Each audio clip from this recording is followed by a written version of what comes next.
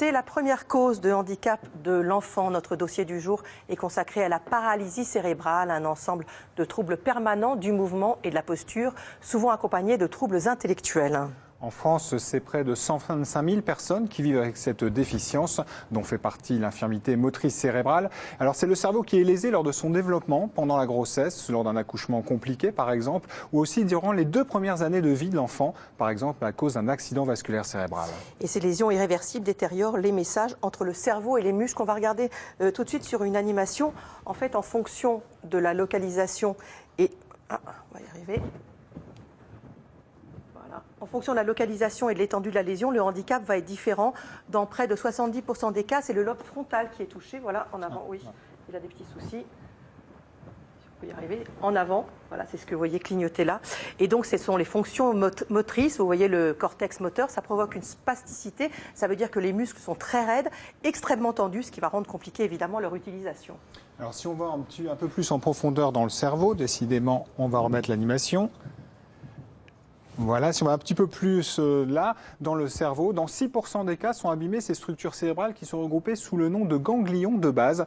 Et ils sont impliqués dans l'exécution de la programmation des mouvements. Alors ceux-là provoquent par exemple ce qu'on appelle les dyskinésies, c'est-à-dire des mouvements involontaires et répétés sur des positions inhabituelles comme des torsions des mains par exemple. Et puis une autre zone qui peut être lésée, c'est le cervelet, Régis. Oui, le cervelet, c'est le centre de l'équilibre qui peut être touché lui aussi dans 6% des cas. Le centre de l'équilibre qui va aussi agir sur la coordination des mouvements qui vont être donc, si elle est touchée, des mouvements qui vont être maladroits, comme la démarche par exemple qui va être chancelante. Alors parfois le handicap est mixte, c'est-à-dire qu'il y a une combinaison de toutes ces atteintes. Les conséquences sont elles aussi multiples. Ça peut aller d'une simple boiterie à une atteinte sévère de la motricité. Des troubles de la parole, des troubles visuels ou intellectuels peuvent également apparaître. En tout cas pour les enfants atteints de paralysie cérébrale, toutes les activités courantes sont compliquées. C'est ce qu'on va voir avec Mathéo. Il a 9 ans et demi et chez ce petit garçon, le handicap se traduit depuis la naissance par des troubles moteurs, mais aussi des difficultés d'élocution et d'apprentissage. Voyez ce reportage Camille Leclerc, Marc Lavastrou et Liane Lassibille qui l'ont rencontré. Comme tous les enfants, Mathéo se rend chaque jour à l'école. Seule particularité, il est accompagné par son auxiliaire de vie scolaire. Mathéo souffre d'un handicap, la paralysie cérébrale, une déficience survenue à sa naissance après 15 minutes de réanimation. On fait comme d'habitude, on lit une phrase chacun. On commence par Mathéo. Vas-y. Je dois donner téléphone à maman. Lire devant ses camarades est une petite victoire, car pour Mathéo, s'exprimer correctement reste difficile. Oui. Mathéo est aujourd'hui en CE2. Son AVS, Emilia, le suit depuis 6 ans. C'est la joie de vivre. Mathéo, c'est vrai que c'est la joie de vivre. Il vient à l'école toujours avec plaisir. Je l'aide dans ce qu'il ne peut pas faire. Il faut adapter et l'aider pour que justement il ne se sente pas en difficulté. Et puis il est content parce qu'il avance et il progresse. Du courage, il en faut pour Mathéo. Son handicap atteint ses 4 membres. Les mouvements très précis restent compliqués, comme l'écriture. Et le bras bleu qui perd un peu dans tous les yeux. Ça m'énerve un petit peu. Ça va mon chéri? Mathéo est très attaché à son grand-père qui l'accompagne lors de tous ses rendez-vous. Depuis ses 6 mois, pour améliorer sa motricité et gagner en autonomie, il est aidé par une ergothérapeute. Coucou, ça va Mathéo? On y va? On va travailler? Est-ce que tu arrives à voir ce qu'il faut mettre devant? C'est le ventre ou c'est le bras qui est devant? Le ventre. Oui, exactement. C'est le ventre qui est devant, Mathéo. Très bien. Quand il s'habille ou quoi, c'est pareil. Il doit faire attention si c'est devant, si c'est derrière. Faire attention au sens des habits pour être habillé correctement. On commence par faire les oreilles. Les oreilles, oui. Quand il est arrivé, il tenait pas sur sa chaise, il pouvait pas tenir un verre. Donc c'est vrai qu'au niveau moteur, on a remarqué beaucoup de progrès. Voilà, super Mathéo. Comme ça, il pourrait faire. Mais là, j'ai tout fait. Alors qu'aujourd'hui, j'attends mes parents pour mettre mes chaussures. C'est vous qui avez une bonne idée. Ses parents, Mathéo les retrouve en fin de journée. Pour un moment de détente, mais aussi pour tenter de nouvelles expériences. Tu veux essayer d'en casser un? Eh ben voilà. Et ben, ça sera... Non, c'est bon, lâche tout. Ce sera un gâteau aux coquilles. On le laisse participer. De là à dire qu'il arrive à le réaliser tout seul, c'est un bien grand mot. Il faut qu'il contribue, sinon il n'y a pas d'intérêt. Ses parents ne font pas de différence entre Matteo et son grand frère. Ils assurent ne pas le surprotéger. Pour eux, Matteo est un enfant comblé qui a su faire de son handicap une force. Leur seule angoisse, le futur. Nous, cette bienveillance qu'on a là dans la maison, dans la famille, dans les amis, est-ce qu'à l'extérieur, il aura la même? C'est ça aussi on se pose des questions. Ouais. Comment est-ce qu'il va vivre dans 10 ans, 15 ans, quand on ne sera plus là? Et est-ce qu'il y aura quelqu'un auprès de lui ou pas? Pour l'instant, Matteo bénéficie d'une prise en charge pluridisciplinaire.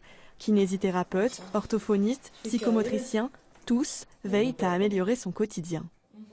Donc, comme on vient de le voir pour Matteo, différentes thérapies existent et sont proposées pour améliorer le quotidien des patients. Une chose est certaine en tout cas, c'est qu'au cours de leur vie, les personnes atteintes de paralysie cérébrale suivent des séances de kinésithérapie pour améliorer leur mobilité et la souplesse de leurs muscles. Alors aujourd'hui, la rééducation commence de plus en plus tôt, souvent dans des structures spécialisées. À 3 ans, Gaspard bénéficie d'une prise en charge pluridisciplinaire au Centre d'action médico-sociale Janine Lévy. Voyez ce reportage de Camille Leclerc, Alexandre Delaval et Liane Lassibille. Bonjour, comment allez-vous? Très bien, vous? On y va? On va faire la gym? Vas-y, montre-moi comment tu cours. La démarche est un peu instable.